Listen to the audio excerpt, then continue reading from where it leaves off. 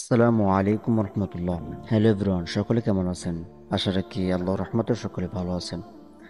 চলে আসলাম বরাবর নতুন নতুন একটি পিএলপি ফাইলের ভিডিও নিয়ে।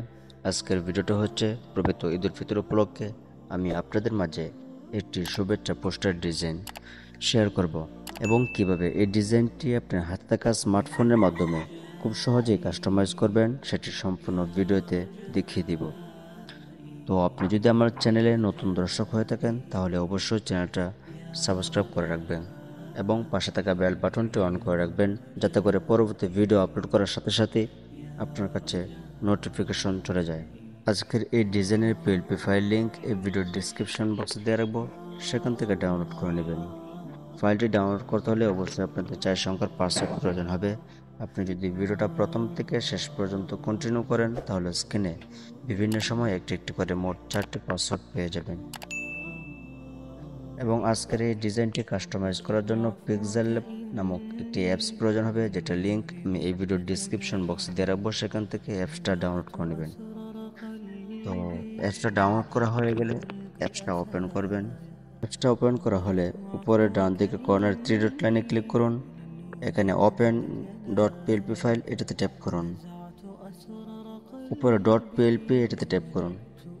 এখানে আসার পর আজকের কাঙ্ক্ষিত পিএলপি ফাইলটা আপনি যে ফোল্ডারে ডাউনলোড করে রেখেছেন সেই ফোল্ডারে চলে যাবেন।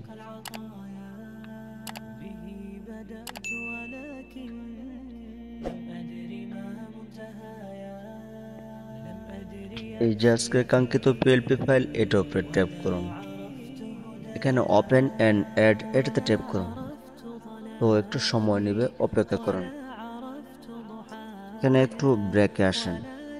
এখানে প্রত্যেকটা লেয়ার দেখার জন্য উপরে লেয়ার বাটনে ট্যাপ করুন। এখানে আপনি যেটা কাস্টমাইজ করবেন সেটা আনলক করে দিবেন।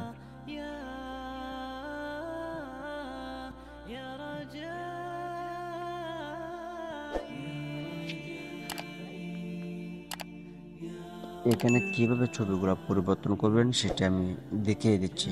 এখানে সৌজন্য যে ছবিটা আছে এটা ডিলিট করার জন্য উপরে ডিলিট বাটনে ট্যাপ করে এখানে ওকে বাটনে ট্যাপ করে ছবিটা ডিলিট করে দিবেন। নতুন ছবি অ্যাড করার জন্য উপরে প্লাস বাটন ট্যাপ করুন। এখান থেকে ফ্রম গ্যালারি এটাতে ট্যাপ করুন। এখানে আসার পর আজকের ডিজাইনে আপনি যে ছবিটা বসাতে চাইবেন সেটা আপনার গ্যালারি থেকে নিয়ে আসবেন।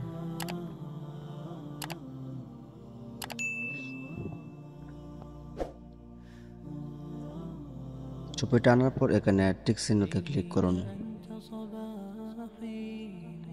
একটু রিসার্চ করে আপনার ছবিটা ছোট বড় করে পজিশন মতো ছবিটা বসিয়ে দিবেন। এখানে যে সৌজন্য যে নামটা আছে নামটা পরিবর্তন করার জন্য নামের উপর ডাবল ট্যাপ করুন। এখানে আপনি আপনার নামটা দিয়ে দিবেন। নাম দেওয়া হয়ে গেলে আপনি ওকে বাটনে ক্লিক করুন। তো আমি যেভাবে দেখাই দিলাম এভাবে ছবি এবং নাম টেক্সট পরিবর্তন করতে পারবেন। তো এখানে সব কিছু ঠিকঠাক থাকলে ফাইলটা সেভ করে নেবেন। সেভ করার জন্য উপরে সেভ বাটনে ট্যাপ করুন। এখান থেকে সেভ এজ ইমেজ এটাতে ট্যাপ করুন। তো আপনি যদি এই ডিজাইনটা আপনার কোনো সোশ্যাল মিডিয়াতে আপলোড করতে চান তাহলে এখানে যে কাস্টম সাইজটা দেওয়া আছে এটা রেখে আপনি সেভ টু গ্যালারিতে ট্যাপ করবেন। অথবা আপনি যদি এই ডিজাইনটা প্রিন্ট করতে চান তাহলে ইমেজ ফরম্যাটে এখানে ক্লিক করে জেপিজির জায়গায় পিএনজি দিয়ে আপনি সেভ টু গ্যালারিতে ট্যাপ করবেন।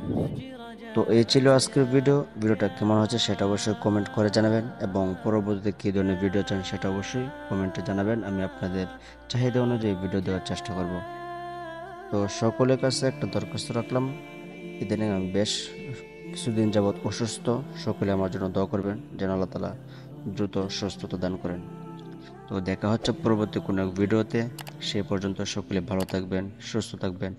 আসসালামু আলাইকুম ওয়া রাহমাতুল্লাহি ওয়া বারাকাতুহু।